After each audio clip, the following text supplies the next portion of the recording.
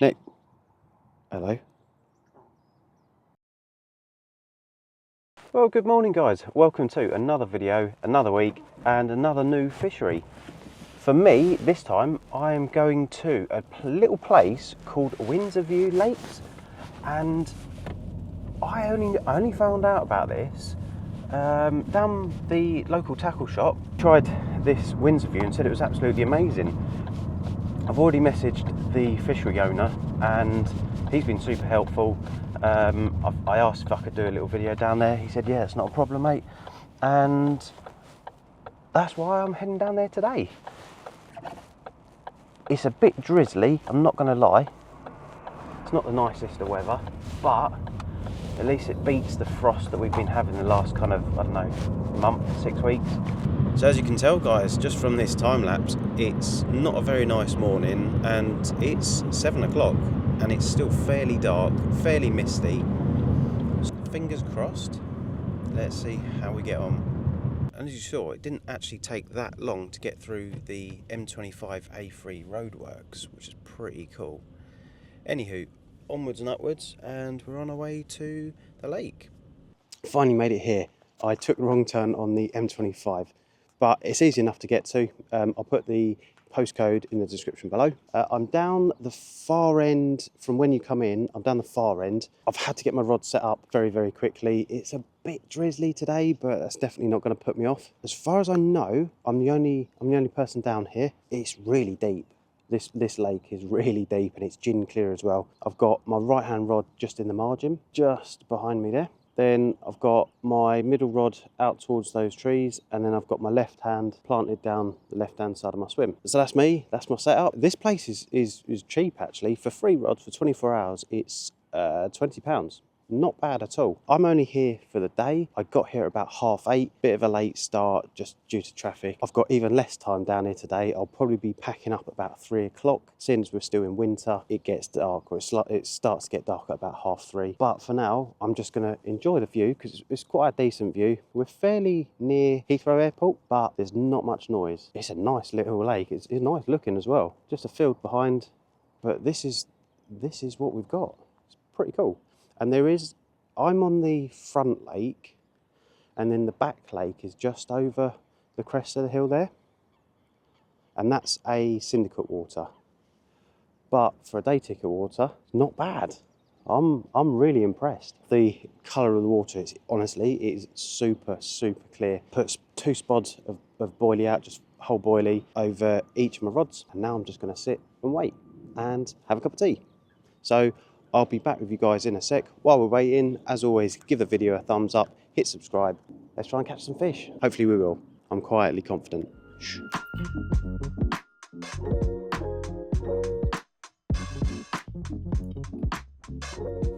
So my left hand rod's been out for a good couple of hours now. So I'm going to bring this one in.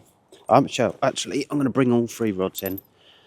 There's been a bit of activity on my right hand rod. At first I thought it was like the coots or the ducks diving down, but my bobbin kind of just raised just a little bit, and I could see that there were no birds down on this right hand margin. So it kind of spurred me on to recast the rods. As I say, been out for a couple of hours now. We're nearing about 11:30, something like that. I'm going to change all 3 baits. This one I've got a bait monkey, chunky monkey, yellow wafter on. And this time, ouch, this time I'm going to put on a pink one, just to mix it up a bit, why not? I've already got my bait already in the spod, just as to not waste time. I've got my PVA mesh bags set up as well in my pocket. Got one full of bait monkey, chunky monkey, and I'm just going to put, I've never used this before, but this is the Pango Supreme goo. As I say, never used it before, and it smells amazing. So I thought, you know what, I'm going to give it a go. I'm down on a venue that's new, so I might as well try something new on the bait front, or on the attractor front. So I'm going to bring this in a little bit closer than what I was, because there's been a bit of activity, probably, but yeah, it was in probably, I don't know, 2 rod lengths further in than where I was. And I let the line settle, put the back lead on. As I say, it is gin clear, this water. And I don't really know if these fish spook well, if they do well with lines in the water, or if they're a little bit shy. So here goes nothing. I'll put out first spod over this rod.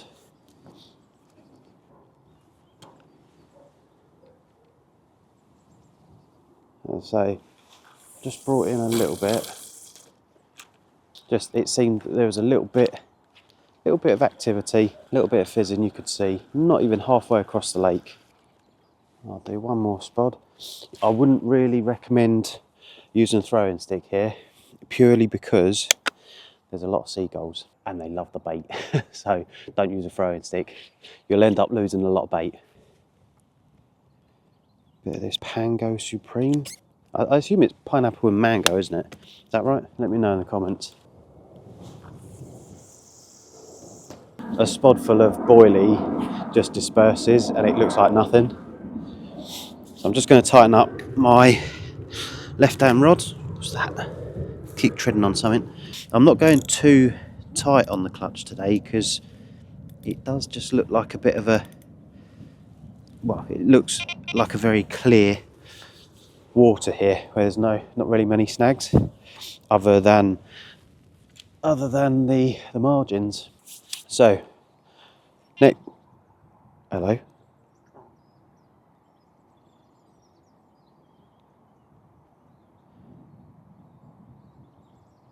Don't know if that got picked up on camera, but my left hand rod just bleats and the rod tip moved. Right, I'm just gonna put that down to the line settling. Middle rod, here we go. Gonna use the same tactics. Small mesh bag and a wafter. And on this one, yeah, it's more of a fish meal based boilie. What's everyone up to this week? I like to have everything prepared so I've got more time of the hooks bit or the rods being in the water. Try not to have everything all over the place. It's just, you know, I don't have a lot of fishing time at the moment. So on this one, I'm going to be using the spicy squid goo. Something I've used for years and years now, and I've always found that it works pretty much everywhere. Gives me a confidence, especially on a new water like this, where you don't really know too much about the place, other than there's fish in here, and they can sometimes be hungry. So again, I'm going to come in a little bit closer than what I was last time. That's probably just under, it's under halfway across, out in front of me. Oh, by the way, I'm in peg 17. I just saw there's a little sign down here on this front lake. Right, that's my second rod set up. Now I'm going to put 2 spodfuls over the top. I'm surprised there's not more people down here. It's a really nice little lake. As well, I highly recommend the X spods. Right, so second spod out. Okay, so we're going left a little bit more. There we go. Right, that's ready. Let's bring the third rod in. Oh, what do I do? Do you know what? I think I'm just gonna head straight out in front of me, like right a little bit more. I'm not sure whether the birds have. Oh, see, that's sitting perfectly. Yeah, I'm not sure if the birds have actually eaten too much of that bait, but they were there quite a while. So I think, do you know what? I'm going to go out just in front, probably, I don't know, 4 rod lengths out. You know, there's no features to fish to as such, so I may as well keep it simple. I can put a fair bit of bait out in front of me without any problem. So keeping it simple, straight out in front. There we go. That's deep. Ready? There you go. It just hit the deck there. I'm not going to make my rods look fancy. My rods and reels look fancy today. I do just want to catch a fish. It's always nice just to get them looking half decent, isn't it? Don't know what it is about us carp anglers. Just have to have our rods and our reels looking perfect. So I know where that hit the deck. I'll put the initial spot out.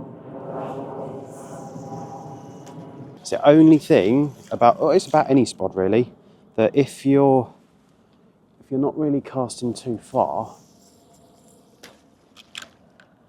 they don't tend to open. So you either have to chuck the spods high, just hope that they land fairly close to your bait, or you have to kind of face plant it into the water, which isn't always a good idea. But just to get the last kind of few crumbs out of this bag, as I say, where I've emptied out boilies, pellets into this bag, got all the crumbs, all the goodies at the bottom. Let's hope one of the rods goes off. I was hoping to catch one on camera, but it's winter of all things. It's obviously difficult not knowing the lake, where the fish feed, how the fish feed, what bait they like. Bailiff did say though that they do like a zig, and unfortunately I didn't bring any with me, so a bit stumped on that one, but I'm sure we'll have one. Hopefully we can. Let's go catch him.